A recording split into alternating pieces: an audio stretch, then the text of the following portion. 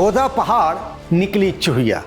कहाँ तो 2047 के लिए टीम बन रही थी, पर टीम देख के लगा कि इस कोठी का धान उस कोठी में। बीजेपी की नई टीम आने से कुछ घंटे पहले प्रवक्ता शहजाद पूनावाला ने पार्टी से इस्तीफा दे दिया। जंतर मंतर वाले आंदोलन के बाद बीजेपी की आईटी सेल में तो सर्जरी हो गई, ऐसी सर्जरी कि अमित मालवीय समेत सभी की छुट्टी हो गई।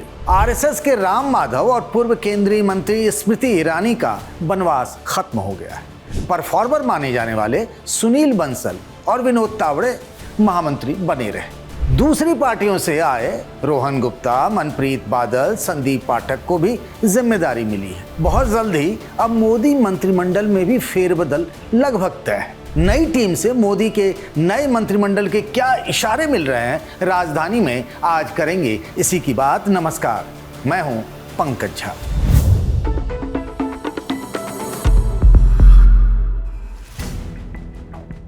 तो कुर्सी की पेटी बांध लीजिए, मतलब मोदी मंत्रिमंडल के विस्तार की खबर कभी भी आ सकती है। इस बार कुछ बड़े चेहरों की छुट्टी तय मानी जा रही है। मतलब ये कि जिन्हें हम और आप दिग्गज नेता कहते हैं, उनके लिए बाहर का रास्ता ही आखिरी विकल्प है। जो ट्रेंड चल रहा है ना, उस हिसाब से तो समझिए कि कुछ नौजवान चेहरों को मंत्रिमंडल में जरूर लाया जाएगा।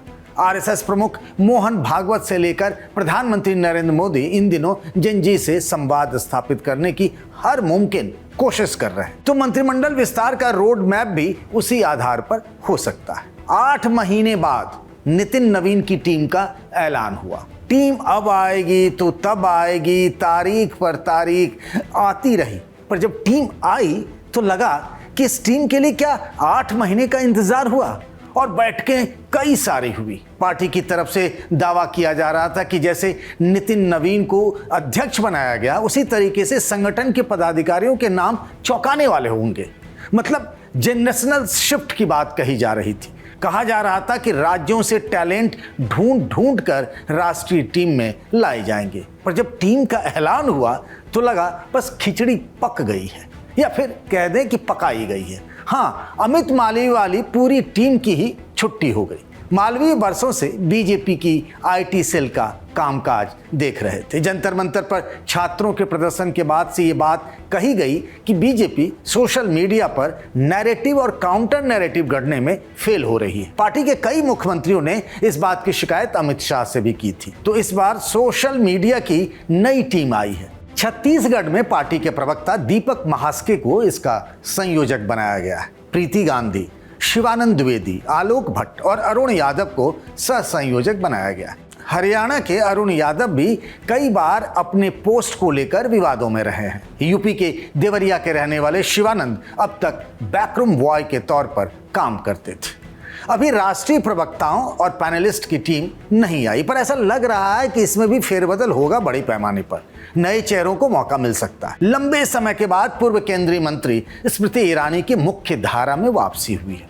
उनके बारे में एक कहावत मशहूर है कि जब भी लगता है कि वो किनारे कर दी गई हैं, तभी वो बाउंस बैक करती है। अमेठी का लोकसभा चुनाव हारने के बाद से ही वे सीन से कमोवेश गायब थी, पर अब जब उन्हें पार्टी का महामंत्री बनाया गया है, केंद्र में शिक्षा, सूचना, प्रसारण जैसे मंत्रालयों को संभाल चुकी ईरानी बंगाल चुनाव में भी एक्टिव रही थी।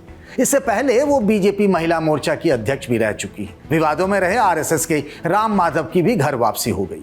जम्मू कश्मीर चुनाव के समय से ही इस बात की चर्चा थी। 2014 से 2020 तक माधव महासचिव थे, पर इस बार उन्हें उपाध्यक्ष बनाया गया है। राजस्थान की पूर्व मुख्यमंत्री वसुंधरा राजे सिंधिया को पार्टी हाईकमान हिला तक नहीं पाया। राष्ट्रीय उपाध्यक्ष के तौर पर उन्हें रिपीट किया गया है। बीजेपी के सेंट्रल ऑफिस से जो 6 पन्नों की लिस्ट जारी हुई, उसमें सबसे ऊपर वसुंधरा का ही नाम था। उनकी चर्चा आई है तो वसुंधरा के एक बयान का जिक्र करते चलते हैं। धौलपुर में चल रही रामकथा के मंच से वसुंधरा राजे सिंधिया ने कहा था, नोट करिएगा, बनवास सभी के जीवन में कभी न कभी आ ही जाता है, लेकिन बनवास आता है तो जाता भी है। जरूरत सिर्फ धैर्य की है। जैसा राम जी ने धैर्य रखना सिखाया, धैर्य काम आया। वसुंधरा राष्ट्रीय टीम में बनी रही।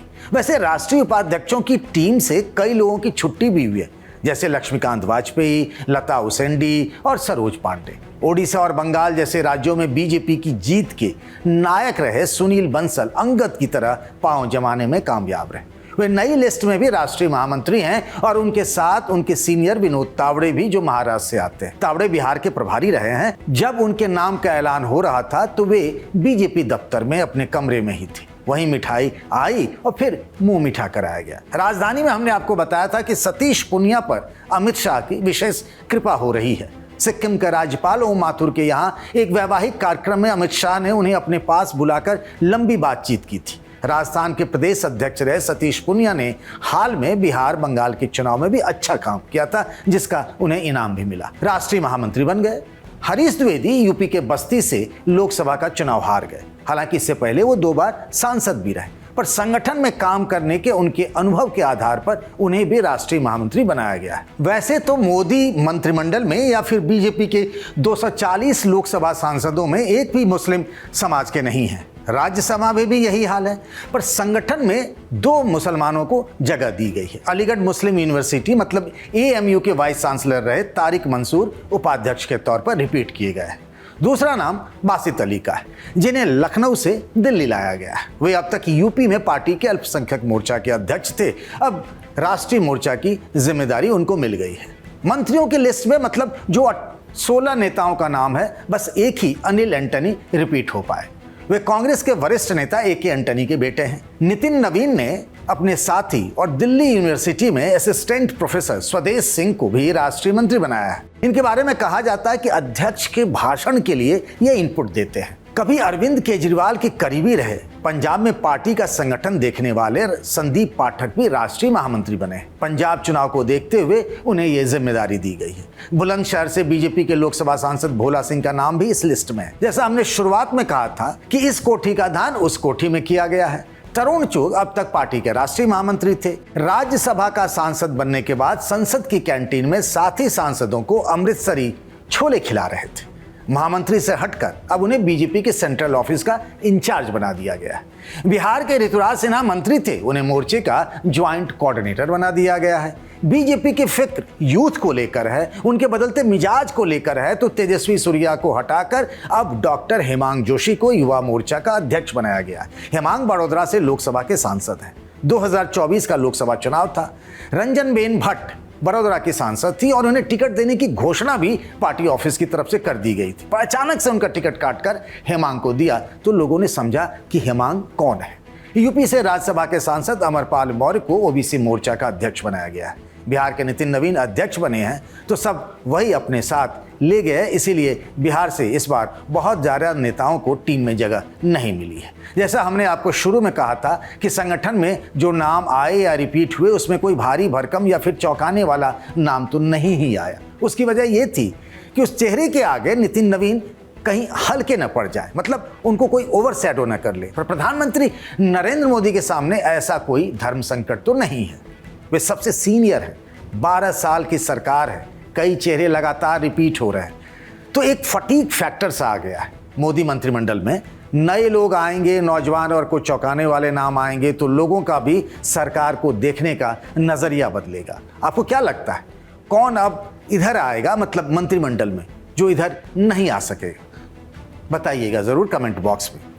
राजधानी में आज के लिए बस इतना ही। इस वीडियो को बनाया साथी शुभम ने। बाकी खबरों के लिए बने रहिए द लल्लन टॉप के साथ।